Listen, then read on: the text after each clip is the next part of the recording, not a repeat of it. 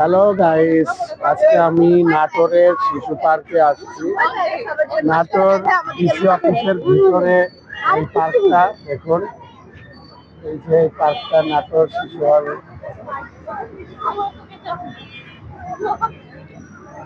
প্রচুর মানুষ আসছে এই জায়গায়। অনেক মানুষ ঘোরার মতো কোনো অবস্থান নেই। হ্যাঁ, এই যে এখানে আমার উল্টা পাশে মেন রাস্তা, এখানে দেখুন একটা মডেল মসজিদ আছে, মডেল মসজিদ। আর এখান দিয়ে একটা লেক আছে। আসো, এই পাশে একটা লেক আছে, আমরা লেকটা আপনাদেরকে দেখাবো।